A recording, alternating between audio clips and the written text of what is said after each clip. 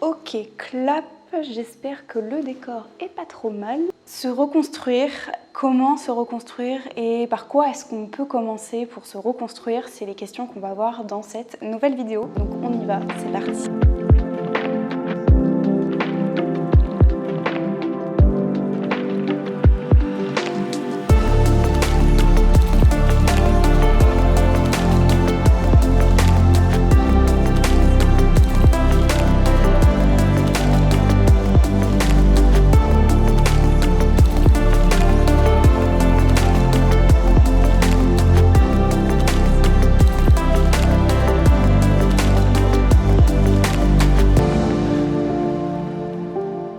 Bonjour à tous mes anges, j'espère que vous allez bien. Je suis très heureuse de vous retrouver aujourd'hui pour cette nouvelle vidéo. Aujourd'hui, on va vraiment, j'avais envie de vous parler d'un thème qui revient assez souvent parce qu'on me pose souvent la question, notamment sur mon compte Instagram. D'ailleurs, vous pouvez aller me suivre, je partage plein de trucs. Il y a des petits réels aussi, c'est trop cool, j'adore, je m'amuse, j'adore faire ça.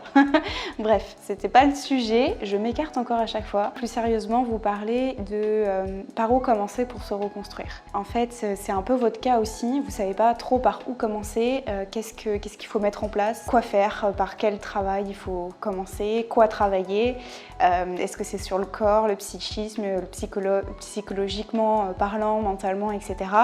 Sur quoi est-ce qu'il faut travailler, par où il faut commencer. Donc c'est vraiment de toutes ces questions-là que je voulais aborder avec vous. Sachez que je vais vous donner aussi mon expérience personnelle, mais je vais seulement vous donner des pistes. Pourquoi je vais vous donner que des pistes? Parce que en fait, il y a autant de personnes qu'il existe sur Terre qu'il y a de reconstruction.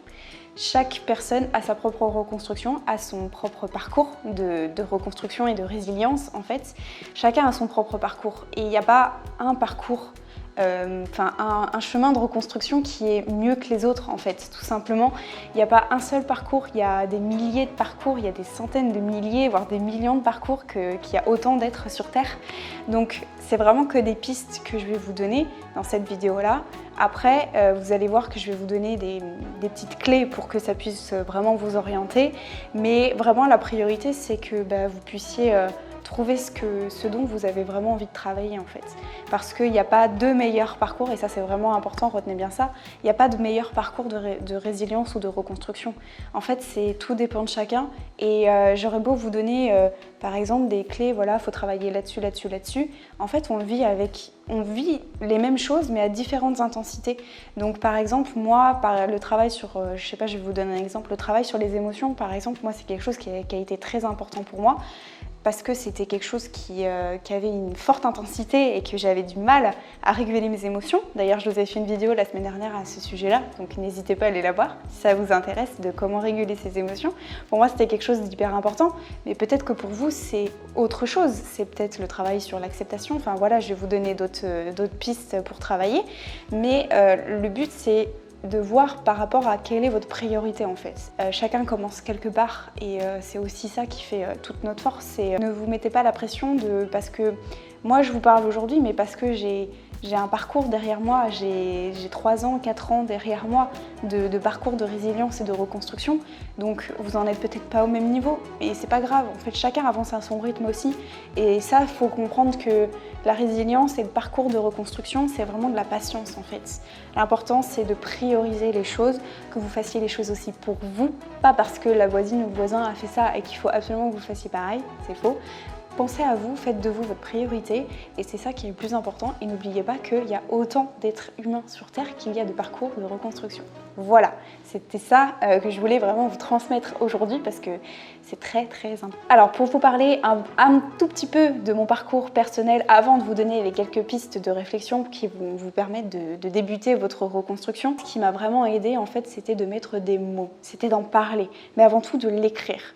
Moi j'avais besoin parce que pendant très longtemps, pour pas dire des années, en fait, j'absorbais les mots, en fait, si vous voulez, j'enrobais un peu. Je disais que j'avais été abusée, je parlais pas de violence sexuelle, d'agression sexuelle, de viol, d'attouchement, je parlais pas de tout ça à cette époque-là. Je disais que j'avais été abusée ou que j'avais vécu quelque chose que je ne devais pas vivre. Et je tournais un peu comme quelqu'un qui tourne autour du pot, en fait. Je mettais pas vraiment les bons mots. Et le jour où j'ai vraiment posé les bons mots sur ce qui m'était arrivé, ça a fait comme moi sens déclic, ça m'a libérée de beaucoup de choses. Quelques pistes de réflexion, du coup, vous pouvez notamment travailler sur ce sentiment de culpabilité, l'émotion de culpabilité plutôt, je préférerais dire l'émotion, sur tout ce qui est pourquoi. Hein, toutes ces questions, on se dit, mais je pense que je vous ferai une vidéo YouTube à ce sujet-là prochainement sur pourquoi moi et pourquoi ça m'arrive à moi et pourquoi j'ai jamais de chance et pourquoi ci, pourquoi ça. Travailler sur cette émotion de culpabilité en fait qui ne nous appartient pas tout simplement. Travailler peut-être là-dessus. Ça peut être une piste de réflexion. Vous pouvez commencer par exemple par travailler sur ce sentiment de culpabilité où on se sent coupable de ne pas en avoir parlé ou de ne pas avoir dit ça plus tôt. Parce qu'après il y a tout notre entourage aussi qui nous dit mais pourquoi tu l'as pas dit plus tôt, pourquoi t'as rien fait, pourquoi t'as pas dit arrête, pourquoi, etc. Donc ça peut être aussi une première piste de travail pour vous, ok? L'autre piste que je peux vous proposer, c'est de travailler sur vos émotions. Donc là, j'ai fait une vidéo YouTube à ce sujet-là la semaine dernière sur les 3 outils pour pouvoir vous permettre de réguler vos émotions. Pourquoi est-ce que c'est vraiment important, surtout quand on est victime de violences sexuelles? Parce que les émotions, quand on est victime de violences sexuelles ou d'agressions sexuelles, de viols, etc., quand on a subi un traumatisme lourd, et là je vous parle vraiment en tant que victime de violences sexuelles, c'est qu'on a les émotions qui sont décuplées. Et il y a ça déjà, donc avec une forte intensité, donc c'est très important de pouvoir bien les réguler, de savoir qu'est-ce qu'on ressent aussi, ça c'est très important, et surtout de faire la différence entre les émotions qui nous ont été imposées et les émotions qui sont de nous en fait, c'est-à-dire on est responsable, vous savez qu'on est responsable de nos émotions, mais on n'est pas responsable des émotions des autres. Et en fait ce qui se passe, c'est qu'il y a un espèce de transfert des émotions avec l'agresseur qui va vous envoyer toutes les émotions que lui ne voulait pas. Donc typiquement la culpabilité, la responsabilité, la honte, le dégoût, enfin voilà, la tristesse, la colère, etc. Toutes ces émotions-là, faut comprendre qu'elles ne vous appartiennent pas, ces émotions-là, et qu'il y a tout un travail de rendre ces émotions-là à l'agresseur. Donc voilà, donc ça peut être aussi une piste de réflexion. Moi, pour vous, après avoir libéré ma parole, ça a été le premier travail que j'ai fait sur le fait de comprendre, de libérer, d'accueillir mes émotions, de les extérioriser aussi. Ça, c'est super, super, super important d'extérioriser ces émotions. Ça, je vous en parle mais constamment. Je pense que vous devez en avoir trop ras-le-bol, mais vraiment, c'est vraiment ça, parce que moi, c'est ce qui m'a vraiment le plus aidé dans ma reconstruction en tout cas. Donc voilà, autre piste de réflexion. Vous pouvez aussi travailler sur votre pardon. Et ça, c'est un travail qui est très dur, mais qui est très bénéfique aussi. Le pardon à soi, d'accord, avant tout.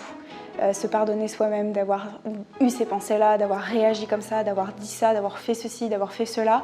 Ça peut être aussi une piste de réflexion pour vous, de travailler sur le pardon. Autre travail que vous pouvez faire, pas des moindres, c'est travailler sur l'acceptation. Ça c'est pareil, je vous ferai une vidéo YouTube, je pense, là-dessus.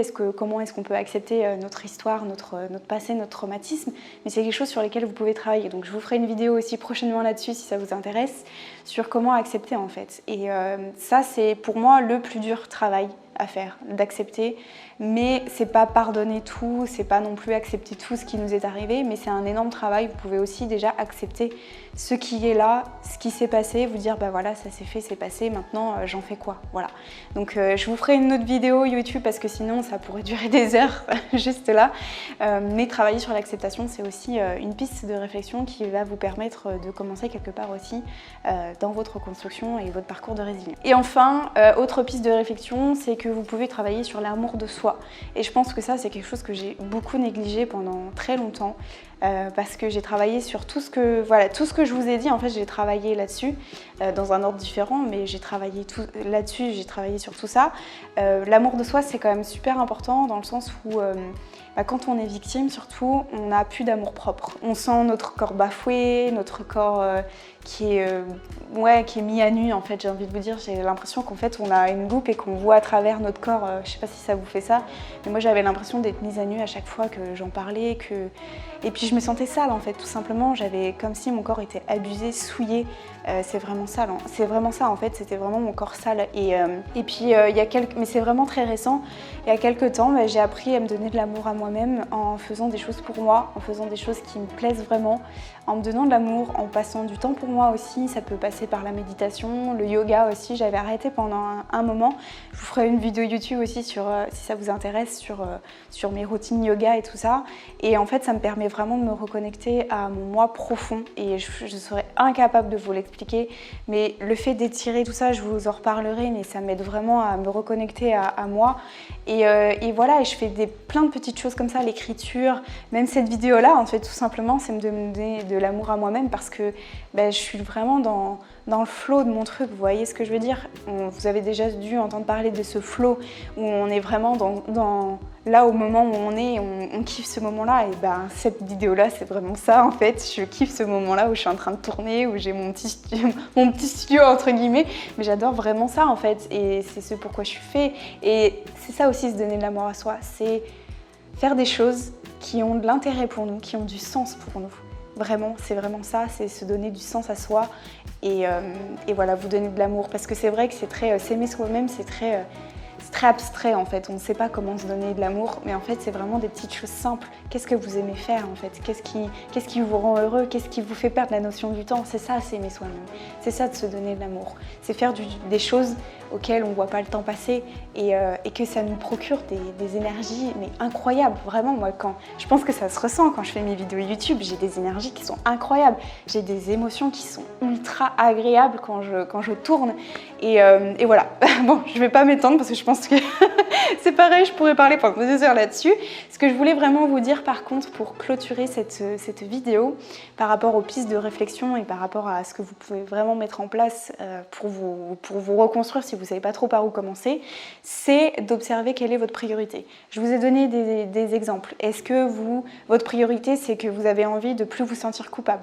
Est-ce que votre priorité c'est de vous donner de l'amour? Est-ce que votre priorité c'est d'apprendre à réguler vos émotions? Est-ce que votre priorité c'est d'accepter ce qui s'est passé et de vous libérer de votre passé? Voilà, quelle est votre priorité en fait? Vraiment, je vous invite à vous poser cette question-là. Posez-vous cette question de quelle est votre priorité? Voilà ce que je pouvais vous dire pour cette vidéo. J'espère que ça vous aura plu, j'espère que ça vous aidera à savoir un peu par où commencer pour vous reconstruire. N'hésitez pas à poser toutes vos questions dans l'espace des commentaires. On se retrouve sur mon compte Instagram, vous aurez le lien dans la description. Je vous dis à très bientôt pour une nouvelle vidéo. Je vous fais des gros bisous. Ciao!